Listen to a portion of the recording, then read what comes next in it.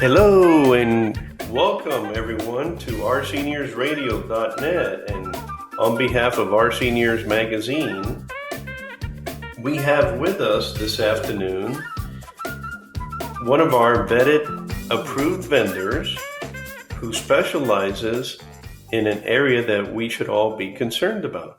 Okay? We all have assets, we all have family, we all eventually will retire and will pass things on. Nobody's taking anything with them, right? So it's important that you plan ahead. And one of the ways you plan ahead is seeking proper counsel through our current legal system, okay? And we are honored and privileged today to have with us Mrs. Linda Carley. Welcome.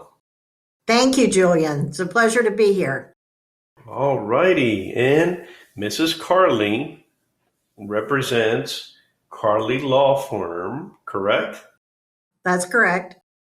And please tell us a little bit about your background and, where you went to school, et cetera, because people want to know who they're going to do business with. Tell us a little bit about yourself, if you don't mind. Okay. I am a native Central Floridian, grew up in Orlando, and have practiced law since 1985. I went to Stetson Law School. And then after that, I worked for Gray Robinson in Orlando until 1989. I started my own practice in 1989 in Seminole County and was an attorney in Seminole County until 2010 when I was elected to the circuit court bench. I worked there until 2015, 2016, and started my own firm here in Daytona Beach in 2018. And I practice primarily in the areas of estate planning, probate, family, and small business. Excellent, excellent. And with respect to being able to counsel folks, I mean, technically you're licensed in the state of Florida, so you could do this through a phone call. If they want to meet in person, you have flexibility there, correct? Yes, we do telephone calls. We also do virtual appointments, and we're doing social distancing here in the office. We're always in the office, generally it's 7 days a week, but we do take appointments Monday through Friday. We have 3 conference rooms that we use right now. So we have plenty of room, and we see probably 2 or 3 people a day. Excellent, excellent.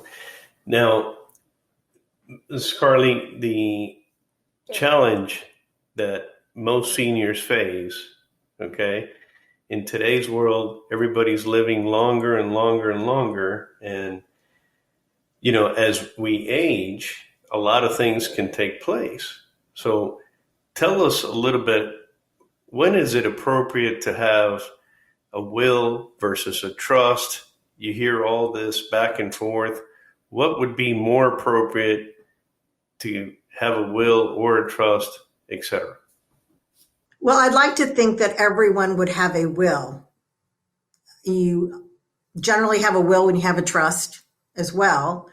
But a will you really have to go back to what probate is. And people hear the word probate and they don't understand what probate is.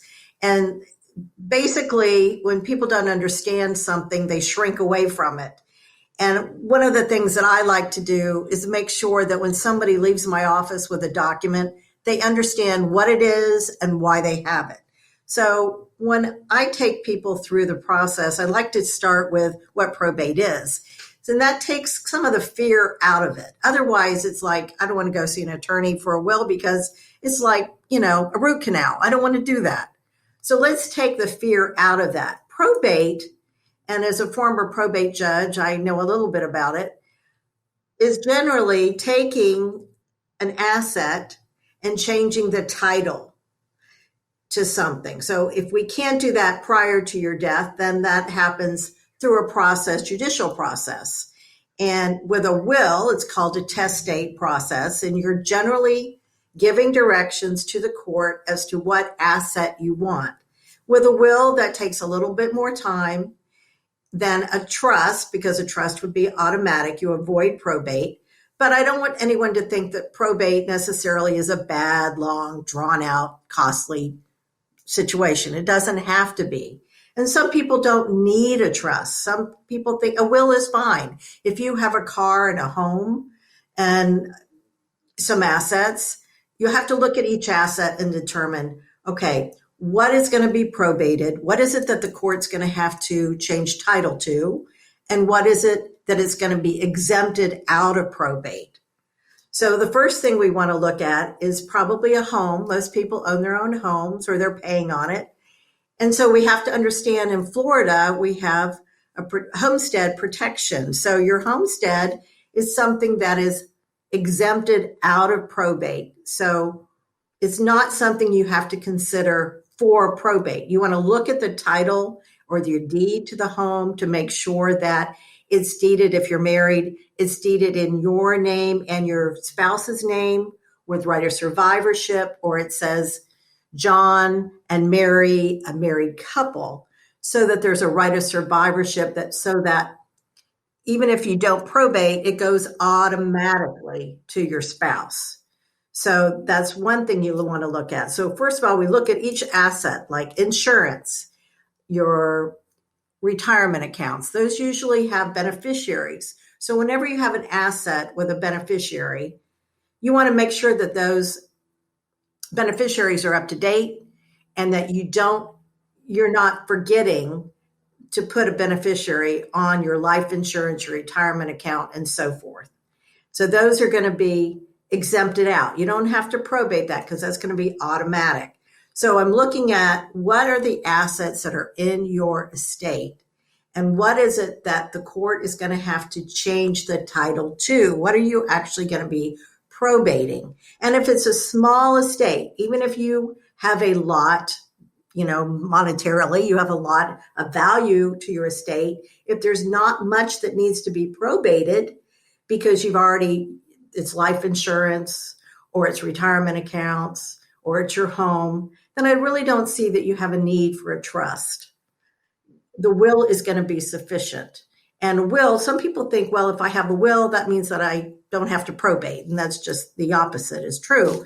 When you have a will, that means that is a direction, like a letter that you're giving to the court saying, if I die and I have this piece of property or something, and it hasn't had the name changed, I want the court to know that I want this to go to so-and-so.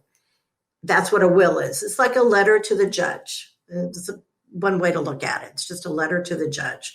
And so the judge is going to look at that and say, okay, they want this property to go to this person. So that's a testate. We call it testate estate. That's when you have a will. If you don't have a will, then everything defaults to a statute. So the judge doesn't have your specific letter. So the judge looks to direction given to it by the legislature in a statute saying, okay, if this person's married, it's going to go to their spouse.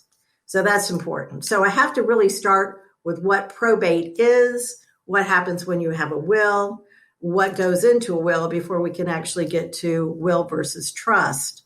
But a trust is good if you have several pieces of property. There's a lot of benefits to it. It's confidential.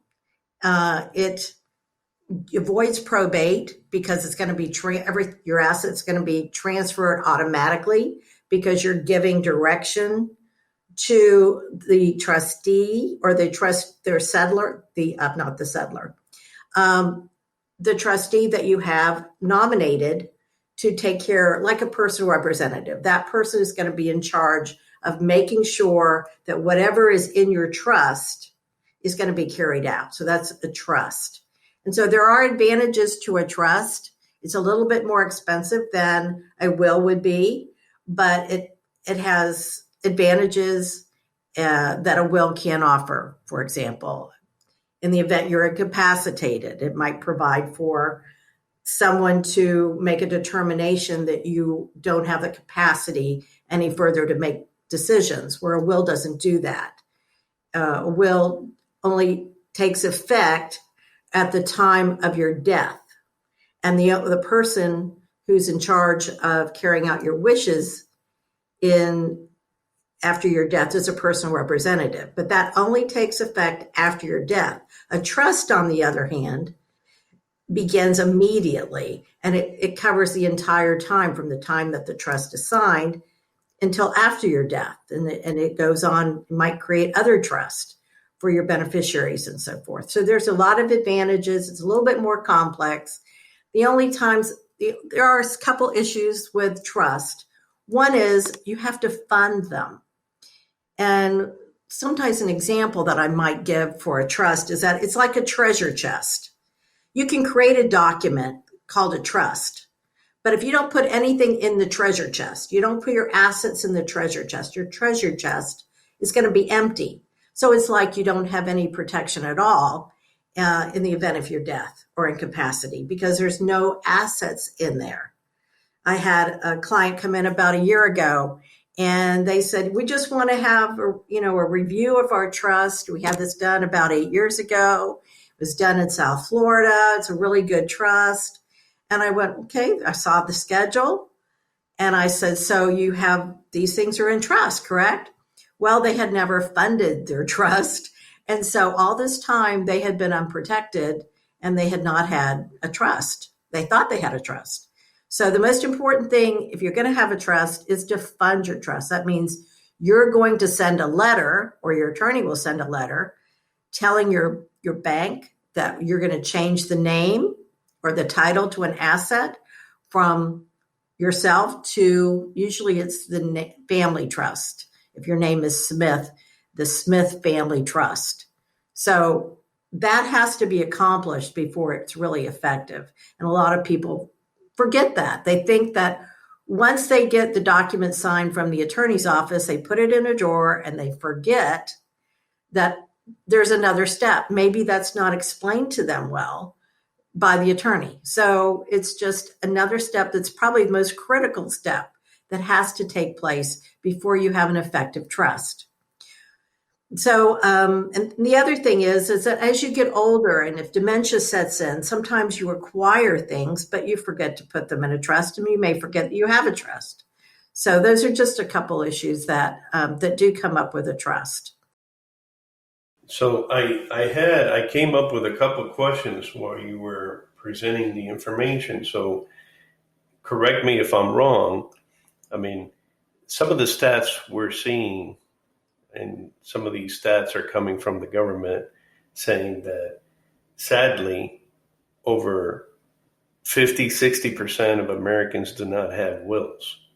I mean, they basically, they're working, everybody's working to death, and even if they're retired, not retired, that a lot of them haven't even taken the time to put together a will. Is that accurate? It is. Unfortunately, it's about 65%. And of course, you've heard the horror stories, and there really are horror stories. People like the Queen of Soul, Aretha Franklin, who had millions and millions of dollars, and she worked for decades just going from theater to theater, entertaining folks from all over the world. She had 4 sons, one of which was disabled. And I know that her desire was to leave a legacy for her 4 boys. Unfortunately, she never took 30 minutes out to write a will and go to see an attorney and have a will signed. Obviously, she probably needed a trust, and that wouldn't have taken that much longer. She might have not had the information she needed, but I think it just, I don't know what was going in her mind. Of course, she died, I think, of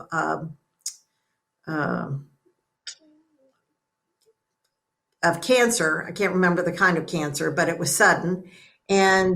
But she had the presence of mind to leave notes, and she might have thought that those notes were going to carry the day. Unfortunately, where she was and in Florida, those notes don't carry any weight because they don't meet the legal formalities necessary for it to constitute a will. So that's one thing that's really important, is that you make the appointment with an attorney that's not that expensive, and it's going to save so much. We hear about a will being important because of all these myths people have, like if you don't have a will, everything's going to the government. Not true. Or if you don't have a will, you're going to pay lots of taxes. That's not true. The truth is, it's going to take longer, and it's going to create a lot of conflict, perhaps, in your family. And maybe things will get that you don't want to go to certain people, or assets you want to go to other people. Those things don't happen. So it's important to protect your ability to leave the assets in the way you want to who you want. But there shouldn't be a lot of fear about, if you don't have a will, everything's going to the government and things like that. But if you have, like Aretha Franklin, obviously she needed a trust. And in her case, it's going to take decades. And who's going to get the money in that case? I can tell you right now, it's going to be the attorneys, and it's not going to be her children, the ones that she worked her whole life for. So it's so important. And the other thing is important is the documents that are necessary before you die. If you become incapacitated and you don't have the capacity to make decisions, and that can happen. We all think we know the date we're going to die, or that we think we might never going to die. I'm not sure what we're thinking, but it's going to happen. And there'll be times when we might be incapacitated. I had a client not too long ago, and he was in the end of December. He got sick. He went to the hospital. They sent him home. He went back. He had pneumonia. 2 days later, his lungs collapsed, and they put him on a ventilator and an induced coma for 2 months. And I asked his wife, "You didn't have any estate planning documents?" "No, we thought we were just going to go to the hospital for some antibiotics." So you never, ever know. I had another friend who died of the virus last week. And, I had suggested several months ago that they get estate documents done. And they didn't. They were dealing with the loss of a mother in their family. And they never had a conversation. They didn't have the documents they needed. And unfortunately, it was before the symptoms really came out about the virus. And they were not, they didn't have the symptoms that they talked about with a cough and so forth. And he had some underlying issues, diabetes and so forth. And he woke up one day and he was passed, and he died at home. And they didn't have any estate documents. They hadn't had any conversation about passwords for the computer or the phone or employers' telephone numbers, where things were. So the most basic thing you can do is have conversations with the people that you love, and that in this person's life, he was the caretaker for his wife, and he expected that she would die before he did. So he didn't think about what he needed. So she didn't have any information that she needed to proceed. And now she was quarantined, of course, for a number of weeks after that. So it's so important. And people they want to put it off. We don't like to think we're going to die.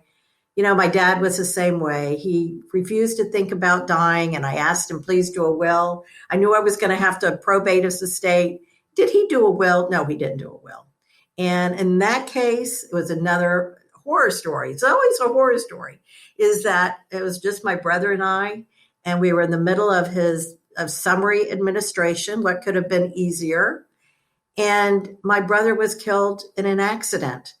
And there was no heads up, and he hadn't done any estate planning. So what would have been a very simple estate for my father became very complicated. And this took probably 6 years, because my brother's estate, he left children who were very young and didn't have the knowledge or maybe the wisdom to know how to resolve certain issues. And so it went on and on and on. And so you think that, I don't have anything. There's really nothing to put in a will, nothing to leave anything to anybody. I don't have that many people in my life. Who knows what stories we tell ourselves. But let me tell you, from being on this side of it, you want a will, and you want to be very specific with providing information to those close to you, so it doesn't become a situation where you break up families. I mean, you spend your whole life trying to make sure your family's intact and ensuring that there's a loving bond. And what's worse than a death of a parent or a child? Nothing. And that, takes everybody's surprise, and it creates conflict. I mean, people argue about China. They'll argue about everything. So even though you might say, oh, they'll never argue, there'll never be a problem in my family, don't believe that for an instant. Part of your responsibility is to protect those relationships. And you do that by planning in ahead, having the wills and the documents in place, having a durable power of attorney, a living will, pre-need guardian, and a will or a trust. So there's a lot more than just protecting an asset. You're protecting relationships, and things just happen. I was talking earlier about making sure that your beneficiaries are up to date. And you would think, well, of course, you're going to do that. But what happens is sometimes we get a divorce, and that throws us for a loop, and that's an emotional setback for people. I had a person come in, a sister of someone that I knew, and we were looking through the assets, and he had amassed a lot. He was a saver. He probably had $500,000 at least in probatable estates, and just that much in assets that weren't. There were in life insurance and retirement accounts. And he had never changed the beneficiary from his ex-wife. So everything went to his ex-wife. And, can go on and on and on with those stories. So things that we take for granted as sure, that's not going to happen. People are going to share that information. They're going to go back and they're change the beneficiary. They're going to make a half-an-hour appointment for a will so that their wishes can be taken care of. Those things, unfortunately, we take it for granted that we're going to be here tomorrow. And what I found is you don't have any security other than the day. Today is your day. Don't count on tomorrow, because we're not there yet. So if you have a minute today, make a phone call your attorney, call the people that are close to you, tell them the information that they need to know, because you don't know about tomorrow. No, absolutely. And Linda, let me ask you, with respect to going back to the will, let's say a couple, okay, they got married very young, and now they're turning into seniors, okay, and they bought a home and they financed a home and they still have a mortgage on it. Now, for whatever reason, when they did the mortgage, it wasn't done properly, paperwork. Does it have to say Mr. and Mrs. so-and-so recorded on the deed? Or, you hear the term, people using ladybird. I mean, is it necessary to file one of these special deeds so that in case something happens, how does that work? No, you wouldn't need to do a ladybird. The important thing is looking at the deed where you acquired your homestead and make sure that it indicates that you're married. It shouldn't say, let me give you an example. I had a client come in and her husband had pancreatic cancer, and he tried to get some forms from the, online. And so he was going to do his own quitclaim, and he was going to do his own will. He did his quitclaim, and it said Tom Smith and Mary Smith. It didn't say Tom or Mary Smith. It didn't say Tom and Mary Smith, a married couple. It didn't say Tom and Mary Smith with joint right of survivorship. So in that case, because it didn't say the specific words, or with right of survivorship, married, tenants in the entireties, words that you may not be familiar with if you're not an estate planning attorney, then that had to be, she only acquired, he had half the homestead and she had half, but it wasn't passed because the language wasn't correct. So we had to probate half of that estate so it went to her because it wasn't clear in the deed. So that's what we have to be careful of. A ladybird deed is not something that you would need to do. It's not, it might be if you, for example, if you had property and you were a single person and you wanted to leave the property to your son, then you could create a ladybird, which is like a life estate, but it allows, a life estate means that you, the person who's signing the deed, keeps title and ownership of that property until your death. And then after your death, the property goes to the beneficiary, the person you've nominated in the deed. But a ladybird's a little bit different because you have the ability to sell that property, to refinance that property, to do anything you want without getting the joinder of the person you're intending to give it to upon your death. So that's a little bit different. And the ladybird also doesn't disqualify you from Medicaid. So that's one of the, good things about a ladybird. But from your perspective, you talked about a mortgage. The mortgage often is in just one name. It's not in both names. But if the deed is in, I think it's homestead, it's going to be, I don't know, did you intend to say mortgage or was it the deed? Were you talking about the debt? Well, now that you mentioned that, that's interesting. You mentioned the couple buys a home, and let's say the mortgage is under one name, but the deed is under both. And what happens if that significant other that was on the mortgage passes away? What rights does the surviving spouse have? If there's an ongoing mortgage, that person is going to have to be responsible for coming up with that mortgage payment because the mortgage company can still default and foreclose on that. So that's one thing that sometimes we don't want the mortgage. In family law situations, it's not necessary sometimes to have the mortgage in both names.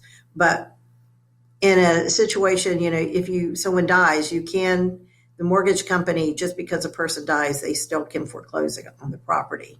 But is it an option? Let's say the person dies, they were the ones on the mortgage, the surviving spouse continues to make the payments. Mm-hmm. Does that? Yep, they can do that. They can continue to make the payments, but are you saying that the finance company, the mortgage company has the right to put the loan in default since there was only one person? No, they're not going to, because it's not, I don't want to get too deep in this, but it shouldn't be a due on sale clause. There's a due on sale clause, which is generally a clause that prohibits transfer of the title of property. But with a married couple, when it goes automatically, that shouldn't void the due on sale clause. So I don't think there's any issue with the mortgage company coming after the spouse if there's a continuation of payment. Usually mortgage companies just want to be paid. Okay, gotcha. Now, it sounds like you have so much information and great information for our seniors that it is really extremely beneficial for just making the time to call, make an appointment. And before I give out your number and everything else, so we can help the seniors that are going to be listening to this, are you able to offer any kind of special promotion or anything for the seniors that if they call you, they say, hey, we saw you or heard you on the radio, with our seniors?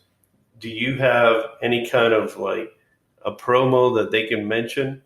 Well, sure. For the month of May, I'm offering 50%. This is May 2020. I'm offering veterans 50% off their will. And for the month of April, I'm offering teachers 50% off their will. But for seniors who are listening here today, I will offer 25% off their total estate planning package. Okay, excellent. And that's when you say 25%, whether they go through the will aspect or the trust, depending on their assets and their individual situation. Exactly. Okay, excellent, excellent. Well, and the office is, as we mentioned earlier, in Daytona, but she's able to set up conferences, set up, with today's technology, you can do everything online. But if you want an appointment, they'll give you an appointment. Just call 386-200-9624, and Mrs. Carly and their team will assist you, give you an appointment, head you in the right direction, and you can find more information on OurSeniors.net about Mrs. Carly and her profile. Please don't hesitate. And it amazes me that 65% don't have wills. And as you're explaining this, imagine if they've been married 2 or 3 times and there's all sorts of children everywhere. Boy, things can get complicated and things can end up in probate for a long time. Avoid all of this. All you're leaving is just a letter, like she described it, a letter to the judge. Hey, I want so-and-so to get this. I want so-and-so to get that. And if it's simple, it could be a will. If it gets a little bit, like a treasure chest, then you may decide that the trust is the way to go. So we want to take the opportunity to thank you for your time today. And like I said, Linda Carly, former judge, can be reached at 386-200-9624. Make sure you mention, like she said, the specials. If you're a teacher, for the month of April, she has a special for veterans during the month of May. And if you mention that you heard this on Our Seniors, she'll have a special as well. So stay in touch, and hopefully we'll also bring her on board soon when things get back to normal, and she'll be part of the Brunch and Learn team that will be presenting as well. So on behalf of OurSeniors.net and OurSeniors.Radio.net, Mrs. Carly, thank you so much for your time and effort today. We really appreciate it. Okay? Thank you, Julian. All right. Bye-bye. Take care. Bye-bye.